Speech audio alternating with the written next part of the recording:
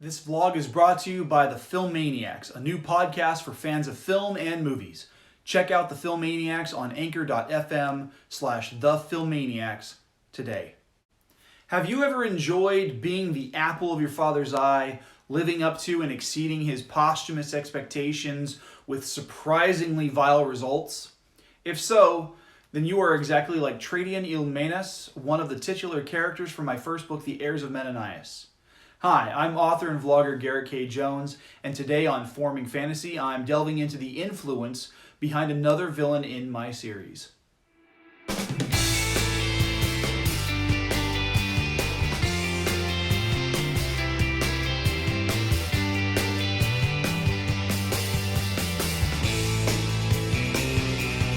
Hey, happy Saturday. We've come to the end of April.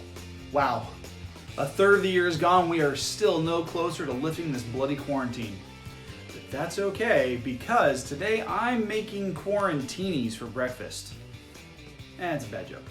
Anyway, I want to remind you to be sure to subscribe to my channel and click that bell icon to get notifications on new videos. You can set those notifications for all videos or according to your preferences. And if you're watching this on your phone, make sure that you update the app settings there as well.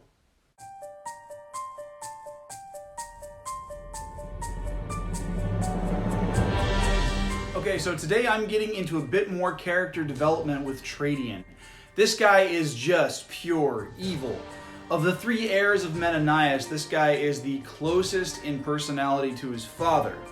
He's got the sadistic nature, the power-mad mindset, and he's got the magical skills to boot. He is cruel, he is calculating, and he is constantly trying to find ways of one-upping his own brothers. Of the three heirs, only Traddeon really has the power and fortitude to do what Menonias would have done had his reign continued. While Ceres was blessed with Menonias' charisma and political intelligence, and Ahriman received Menonias' skills with combat, Traddeon was the one blessed with great magical prowess. Of the three, he was actually the first to suddenly rise to power, using his magic to take over the kingdom of Colto. He took over, he used magic to enslave the soldiers and military to his will, and he used other magical entities to keep the people subjugated. I'd actually like to share a passage from Book 1 with you to give you an understanding of the kind of character that Traddeon was. Now, this reading comes out of chapter 8, which is entitled The Heirs of Menonias. I like to incorporate a chapter heading that uses the same title as the book. It starts on page 130.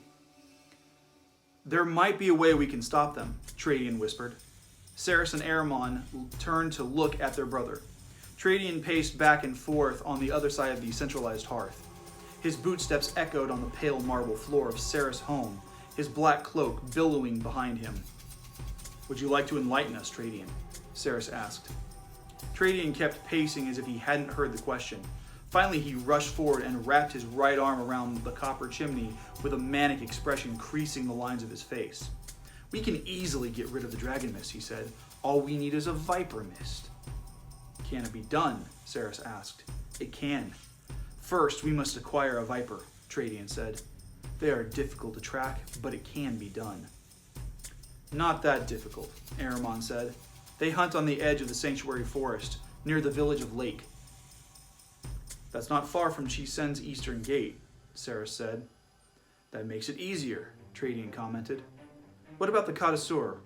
Ahriman asked. "And the Mystic?" "The Mystic can be dealt with easily enough once the dragon mist has been destroyed," Traddeon replied. "But the Connoisseur will be different. There are no known entities as powerful as one such as him in the heavens." "What about on Earth?" Ceres asked. "There's one thing that might be able to destroy the Connoisseur." "What is it?" Ahriman asked. "Is it a weapon?" "Of sorts," Traddeon replied. "It's a demon." "Does it have a name?" "Jadahiri Neeth Bani," Traddeon replied. "The womb of shadows." "What is this entity capable of?" "I believe the question is, what isn't it capable of?" Traddeon replied. So you can see from the passage that it was Traddeon's plan to create a Viper Mist to destroy Gavin the Dragon Mist. If you want more information on the Viper Mist, you can click the card that just popped up and it will take you to that video, or you can wait for the Forming Fantasy playlist to pop up at the end of the video. It was also Traddeon's idea to release the Demon, an event that takes place at the end of Book 1. The question that we as readers have to ask ourselves is whether or not these were wise plans. What would have happened, or what would have been the aftermath of doing something so dangerous as releasing a long-imprisoned demon into the world? One other thing to note about Traddeon is that his competition with Cerys and Ahriman is ultimately the thing that leaves him vulnerable as a character. While the heroes of my story want to work together to stop the heirs, they end up traveling different paths. On the flip side of that coin, the heirs actually start working together, and as Traddeon positions his brothers for betrayal, that tears them apart. None of them wants to share power, least of all Traddeon. In the pages preceding the passage I read, Traddeon instigated an argument with Ahriman that resulted in him getting punched in the face to prevent him from casting a spell. Later, though, he actually leaves Cerys for dead in the Three Sands Desert.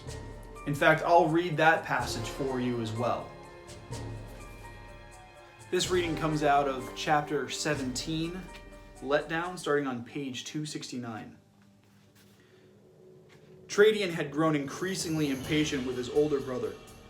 As far as he concerned himself, feeling Cerys hadn't been true to the calling of their shared bloodline, possessing only Menonias' cunning and diplomatic prowess, as well as very little magical ability or skill. Traddeon felt those qualities made Cerys a poor leader, a hindrance to their cause, and the weakest of their triad. Traddeon knew weakness could not be tolerated. As the last undead finally retreated beneath the sand, Traddeon diverted a fraction of his attention, concentration, and energy towards Cerys. In the blink of an eye, he shot out a bolt of blood lightning from his left hand. The crimson streaks of electricity arced across the 20 paces separating the brothers, the spell hitting the Chancellor square in the back, causing him to stagger as he sheathed his sword. "Are you insane?" Cerys shouted. "Don't you think we have enough to worry about without fighting each other?" "Weakness will not be tolerated, brother, nor will it be accepted." Another bolt of blood lightning, far more intense and smoldering, released from Traddeon's hand. This time the wickedly lurching arcs struck Cerys in the chest and face, forcing him to one knee. The barrage lasted for several breaths as Traddeon poured as much cruelty and malice into his assault. The moment he finished, Cerys collapsed in the sand, unconscious. Though not dead, if he remained inert until nightfall, he would certainly join the Xavi slumbering beneath them. Traddeon didn't give much of an afterthought. "What the blazes did you do?" Ahriman demanded, asserting his consciousness over Ith's as he watched Cerys fall. "Consider it trimming the verge." Traddeon sneered. He was weak. He served his purpose by helping us obtain the army we needed to raise a Cinqueran. We no longer have any use for him. So you can see, had Traddeon not been so quick to betray his brothers, his plans would have been more successful. I do recommend that if you get the chance to read Book 1, The Heirs of Menonias, which includes Traddeon's only physical appearance in the series, that you do so. Traddeon was a fun character to write because he's really evil and actually enjoys what he's doing. He knows who and what he is, and he has no second thoughts or hesitation about doing what he needs to do.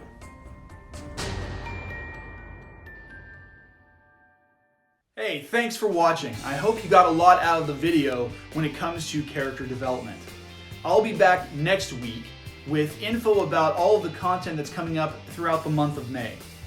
But if you enjoyed the video or you had additional questions about the content that I posted, please make sure to leave a comment down in the comment section below, and I will get back to you as quickly as I can. If you're in a position to do so, please head on over to patreon.com/GKJpublishing, where you can pick from one of 3 inexpensive support tiers. Every little bit helps, and each tier comes with some nifty rewards for everyone who supports this channel. Don't forget about the podcasts either. The Season 2 finale of Creator's Corner drops this coming Monday on platforms like Anchor.fm, Apple Podcasts, Spotify, and more. And if you haven't already done so, please check out the Filmaniacs, a podcast for fans of film and movies. Be sure to follow me on Instagram and Twitter at GKJ_publishing. I love interacting with the writing community. The vlog of the Five Kingdoms is filmed without the use of a live audience at Skyrocket Studios in Hanford, California. And we cannot do what we do without your help. So please make sure that you click the subscribe button that's above my head and check out these other videos off to my left. Like them, share them, and have a great weekend.